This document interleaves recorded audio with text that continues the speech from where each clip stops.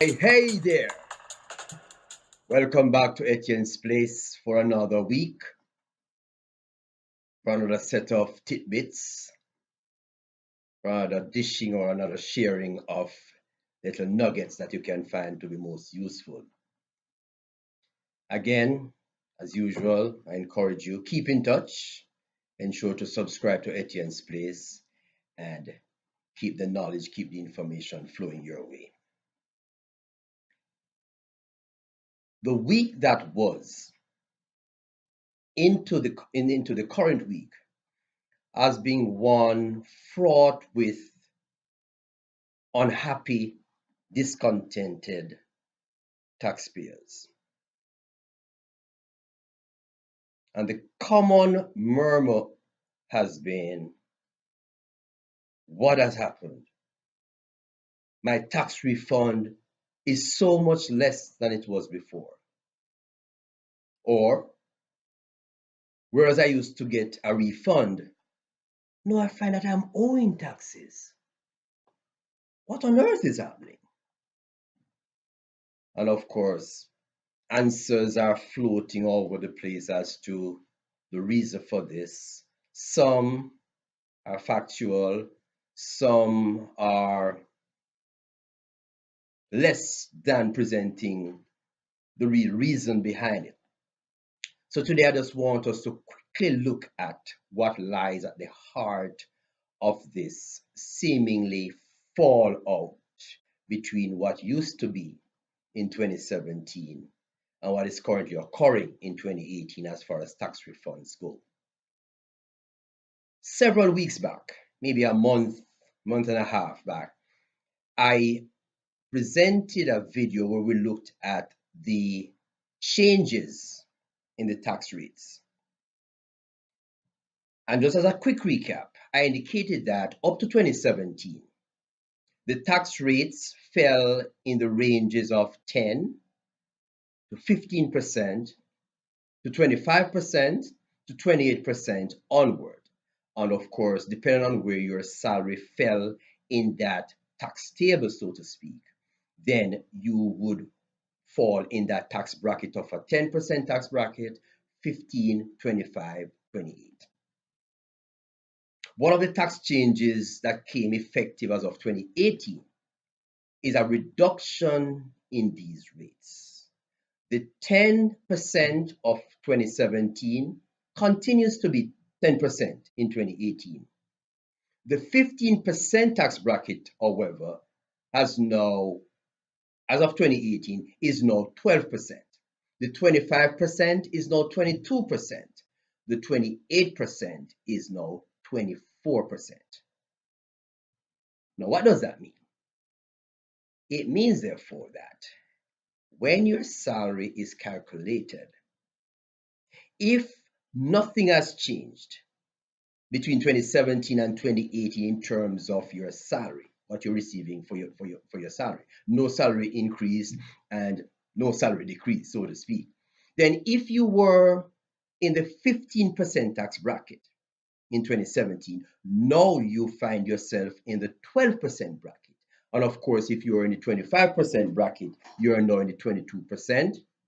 If you were in the 28% back in 2017, you are now in the 24%. That translates to you seeing less taxes taken from your salary. Less taxes taken from your salary means more take-home pay. Good. So the year 2018 ran its course, and you're now in 2019, and you go to your tax preparer to have your taxes prepared. And so you're accustomed to whatever refund, over the years, and so you're looking for the same salary refund. But bear in mind that part of your refund of prior years was based on taxes taken from you in prior years. Because of the reduction in the tax rates, you are now paying out less taxes, taking home more pay, and therefore some of what used to be part of your tax refund, you have or you had received it throughout the year on each paycheck. So to use simple numbers, if your tax refund was normally, say, $2,000, and now you find that you're only getting $1,800 as a refund, all that it means is that throughout the year, because in the past you were taxed at, say, maybe 15%, as of 2018, you're being taxed at 12%. So you pay less taxes. You take home more pay. As a result of that, when you come to prepare your taxes, your tax refund will be less because what had been part of that refund in prior years, you had received it through your regular pay period by pay period. Okay, so you have not lost out on anything. It's just that instead of waiting until the end of the year to get that big, fat, juicy refund, you have benefited by getting some of that money on each paycheck, pay period after pay period. Now, a very interesting thing that I've observed, and I've been bringing that to the attention of some of my clients, I will look at the 2017 W-2, and let us say there's a figure of 30,000 as gross salary. Just using some numbers. Let us say there's 5,000 federal taxes deducted. Come 2018, the income, let's say, has moved from the 30,000 to 35,000. And one would expect that if at 30,000, the federal taxes deducted was 5,000 back in 2017, then in 2018, when the income moved to 35,000, one would expect some amount greater than 5,000 to be the federal taxes taken. I have seen many instances where a W-2 will show an increase in the gross income, yet there's a decrease in the federal taxes deducted. And this person did not go exempt for part of the year. This person did not go and adjust their W-4 in order to pay less taxes. So note, there are two things happening here. On the one hand, you would have expected that with an increase in gross income, that you would be paying more taxes. Because the first thing is that did not happen. Secondly, not only did you not pay additional taxes on the increased income, I've seen several instances where the tax that you paid last year, that figure you paid last year, is decreased in 2018. So not only did you not pay more taxes on the increased income, you end up paying, in some cases, less taxes on an increased figure. And so that goes right back to what I said earlier, that you benefited from the fact that instead of waiting until tax time to get all of that tax refund, you ended up getting some of that on your paycheck, period by period, pay period by pay period. So when you come to tax time and your refund is significantly less, then it's not that you have been blindsided. It's just that the restructuring of the tax rate has caused you to be able to get some of that money that you normally have in your refund as upfront money in each paycheck. Okay, and the general principle is that I know for most of us as taxpayers, we like to have this nice refund because we use it as a type of savings so that come tax time we get this $3, $4, $5,000, and so we can plan for the vacation, etc., etc. But just bear in mind that although that might not be the case, that might not be the outcome in 2018, you were not blindsided, you were not cheated. It's just a case that the restructuring of the rates has caused you to get some of that money upfront, and therefore your refund is less. For those who end up with less refund, yes, you're griping. For those who normally receive a small refund, $800, $900, $1,000, $1,200, quite often those persons, for the very same reason, end up owing. And okay, oh yeah, there goes grief. Because this person is saying, for the past 5, 6 years, I've never owed. I've had a refund, not a large refund, but I've had a refund. For the first year since this new tax law comes in, I am owing. And so they're looking at it as if the tax changes has caused them to owe taxes. But that's not what it is. You have received upfront some of that $800 refund you normally receive, or some of that $1,200 refund that you normally receive.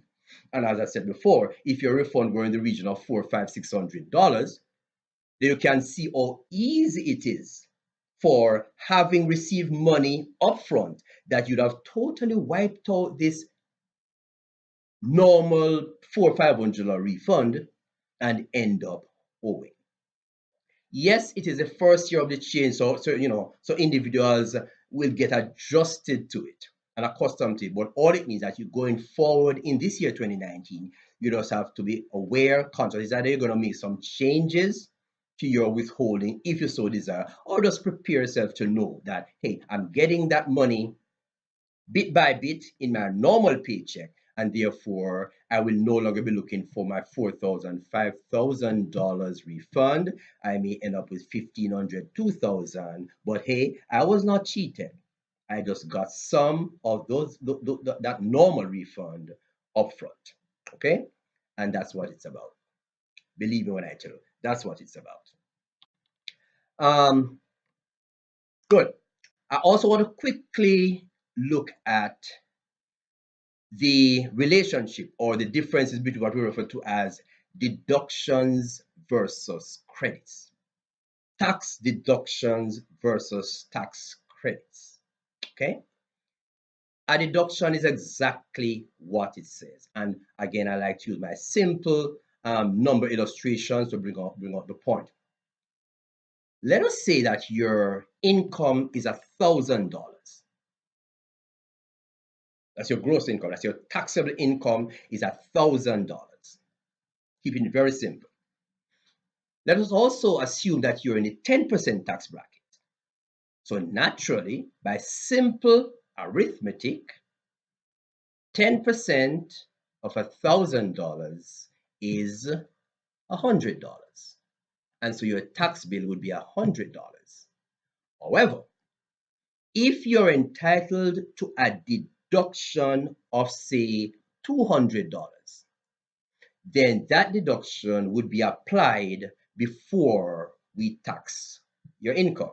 So if that deduction is $200, it means therefore that income is $1,000 minus deduction of $200, leave me with a taxable income of $800. Since I'm in the 10% tax bracket, it means that 10% of $800 is $80.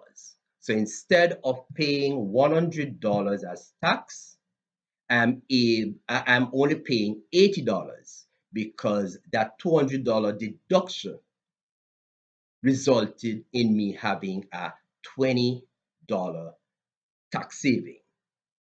Very simple, very straightforward. Let's move to a credit. Start with the same example. I have $1,000. I have no deductions, but I'm entitled to a $50 credit. So let's go through the process again. $1,000, 10% of $1,000 is $100. Because I have no deduction, so that $200 deductions in this case does not apply, I do not have it to reduce 1,000 down to 8. So I have to tax the full $1,000, and so my tax bill is $100. But I'm entitled to a $50 tax credit. We're not getting into the type of credit. It's a credit. And remember, the key thing is that a credit is something that goes towards reducing your tax liability dollar for dollar. So you can use your credit to reduce what would be your normal tax bill. So back to the example. $1,000 taxable income, 10% is my tax rate. So when I do the arithmetic, I get $100 as my tax bill. But I'm fortunate enough to be entitled to a $50 credit. So I'm able to apply that $50 credit against the $100 tax bill to reduce it from $100 down to $50. So I end up with a $50 tax. Let's compare this with the previous example where there was no credit, but I had a $200 deduction. As a result of applying the $200 deduction, I got a tax benefit, a tax saving of $20, because instead of paying $100 tax, I end up paying $80 tax. So I saved $20. And that came about because I was able to reduce the $1,000 by $200 deductions. So I only tax $800. So I have a $20 saving. But on the credit side, in the absence of a deduction, having a credit of $50, when I did my 10% tax on the $1,000, I had a tax bill of $100. But because I'm able to bring to that picture my credit of $50, then it reduces my $100 down to $50. So right away, if you notice, in scenario one, I have saved $20. So my tax bill is at 100, is 80. But in scenario two, I have saved $50 because my tax bill is not $100, but $50 because I was able to reduce it by the $50 credit. And that's the power of tax credits. So two taxpayers come to me and they say, David, myself and my friend, we're earning basically the same income. We both have, same scenario, same circum, same situation, etc. Okay, two children. So why is it that our outcomes are different? But I'm saying, okay, let's look at it. One person may have a lot of deductions that they can take, although the truth be told, with the new law, you and I know that with the standard deduction increasing that much, most of our regular itemized deductions is, as I said earlier on, is really of no use. But they still use the principle of deduction. So one person has quite a bit of deductions. That deduction will give you a tax saving, yes, but it will never be as beneficial as the savings you would get by having a tax credit. Okay, tax credit. So definitely, a person having tax credit, whether it be education credit, child credit, adoption, whatever the credit is, you will find that it benefits you so much more than a deduction. So there you have it, difference between deductions and credits. So when you come with all your papers and your receipts and your thing, and I say, okay, David, I have all these deductions. And so I want them to be applied to my tax returns. And I know things are going to happen for me this year. And I look at you with a very sad face because I'm hurting for you, feeling it for you. The deduction ain't going to take you very far. But if you come to me and you say, David, these are my circumstances and they carry for me some nice, juicy credits, I'm saying, yes, you're in business. Okay, so that's it for now. And remember, though, the key thing, what we spoke about earlier on, is that the changes in those tax rates would have caused you to get some of what normally was your year-end tax refund. You start to get some of that money up front, so you're going home with a little more. I know you're gonna say, boy, I don't even notice much difference because maybe it has changed by $120 here and $150 there, but I didn't even notice it. But if your take-home pay has increased by $150 per month as a result of these changes in the tax rate, it means that in 10 months it would have been $1,500. In a year, it would have been $1,800. And so that is $1,800 that you receive upfront, that back then, up to 2017, would have become a part of your tax refund. So again, yes, there are a lot to be concerned about, so to speak, but be mindful that this change in the tax rate, as is causing you not to get that juicy, lovely refund, is not, an intent to disenfranchise you. You know, it's a case where that's just how it works. You get some of your money up front. Okay. And my closing statement is that it is called a tax refund. Huh? It's called a tax refund. So, for all intents and purposes, if during the year you pay less taxes, then there will be less to refund to you. Okay, it will be less to refund you. And the fact that you pay less taxes during the year, it means that you already took home some of that tax money, and so you're good to go. All right. So again, David is here. Thanking you for joining me. Remember, subscribe so that you're kept informed. And as usual, here we keep it very simple, straight to the point, because our mission is to have our clients, our taxpayers, our friends, our families informed, educated, and at least be conversant with the simple things that impacts your financial life. Okay? So again, I'm happy that were able to join me. Etienne's place this is, huh? And we know it now. Etienne's place it is. And so we keep it simple, we keep it real. And we continue to live by our word that there are no problems. Absolutely no problems. A challenge here, a challenge there, but then this is where we find the solutions for those challenges. So walk good. God bless. Thank you again for joining. Remember to subscribe, and I'll see you again come next week with another tidbit, another what I call nugget, tax nugget, for your information, for your edification, so that you will be successful in all that you do. Bye. I'll see you.